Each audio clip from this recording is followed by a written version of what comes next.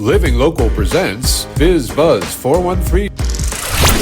Welcome back in. It is the next edition of the 413 Entrepreneur Spotlight Live episode with Biz Buzz 413. I am your host, Jill Munson.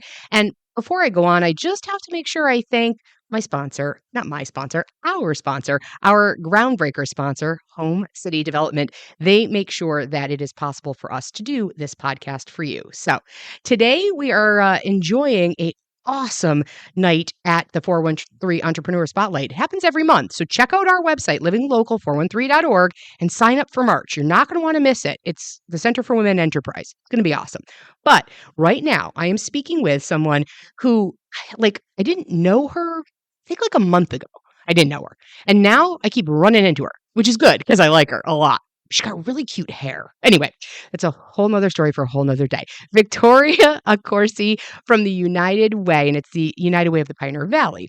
And she is the community financial coach, which I'm surprised she even talks to me. I feel like I should be wearing a big sign that says I know nothing about money, but I guess that's like your whole purpose, right? Tell me about why you're doing this and how you're doing this, because money, that's a really hard thing to talk about with people.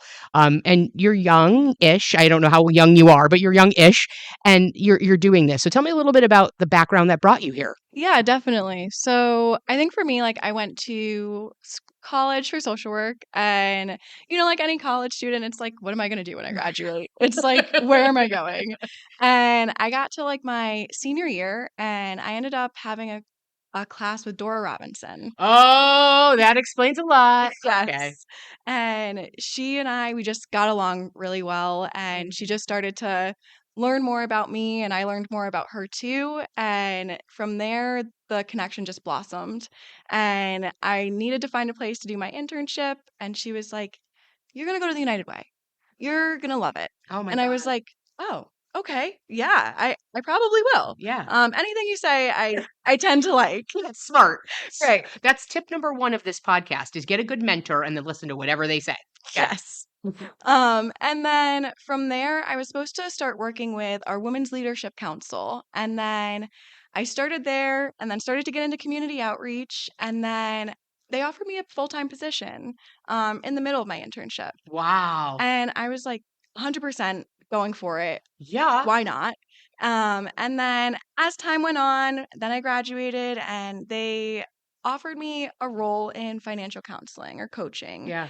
And they were like, we know you don't have a lot of experience in it, but if it's an interest that you have, we'll give you the training.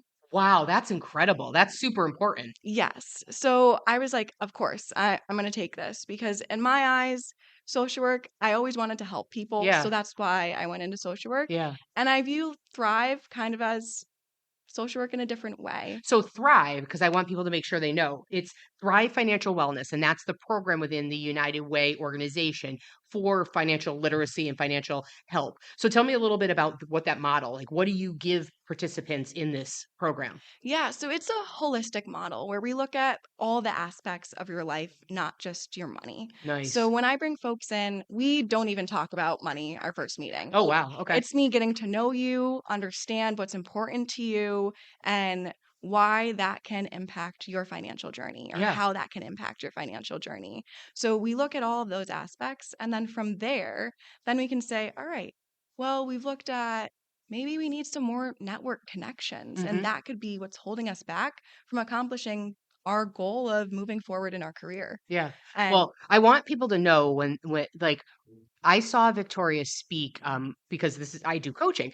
And so, but I don't do I don't do anything with money, because if you have to go to 11, I got to take off my boot to count, and it's ugly. But I saw you speaking, and it was to a group of underprivileged, and I hate that word, but of lower disadvantaged. I don't even know what the proper term is anymore. Folks that were, not expected to understand a lot about budgeting and finance and future. And you were so awesome up there. You reeked of confidence. So I never would have guessed that your background wasn't in finance, just so you know. But you also reeked of, and reeked is a bad word too, I'm realizing. You emulated not this confidence that came with this compassion. So I can see that social work side of you. It was very evident that you were there for the right reasons. And I love that. I want people can, I'm going to put the website in so people can look you up and look up the program. But I also, I was with you guys this morning for a United Way coffee hour. So I want you to tell folks, first of all, about the coffee hour so people come next month, but a little bit more too about some of the other, just a quick, because we got to go, because the program, they're clapping and they get mad at me and they look at me because I'm too loud and the door is not thick enough. But I want to make sure people know what the United Way of the Pioneer Valley is doing, because you're doing big things.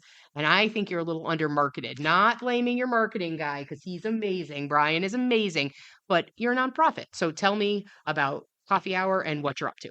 Yeah, definitely. So, coffee hour happens the second Thursday of every month. And it's a great opportunity for our local leaders to come into a space that's a safe place to talk about, what's keeping you up at night as a leader in this community. And we're trying to fill that gap to support those needs and find a way to help folks with that. And then we also have our two food pantries. We have one in downtown Springfield and one in downtown Holyoke. And they're open every week to the public, and we staff them every week with volunteers that also come in. I met Miguel, who's on your team, who's sort of operations, and I met Allie, who works with the volunteers. I had no idea, and I'm literally, my nephews are older, and I'm gonna have them. Hopefully, they'll be able to, because food insecurity is very important to our family. And I was shocked. I had no idea you guys were doing that. And I know it's only a few years old, from what I understand, but still, what a remarkable piece of the puzzle. Yeah. Right. It's a great piece because it turns us more into, like, we're a direct service provider, but more of like a holistic place, Yeah. because it's a one-shop spot where we have food, we have financial wellness, but we also have other connections that go deeper into the community that if we can't provide that service, we will find someone who most definitely can. Well, I love you. I'm going to just adopt you tonight. Yes, 100%. Okay, cool. You, and I got to take Brian too, because Brian, he comes with you everywhere. You're kind of like Taylor Swift. Yeah, I know. I can't help it. Paparazzi. So thank you so much, everyone. This was Victoria from the United Way of the Pioneer Valley, and I'll put the information into the chat. So thank you for being here. This is Biz Buzz 413 Live, the 413 Entrepreneur Spotlight in partnership with Common Capital.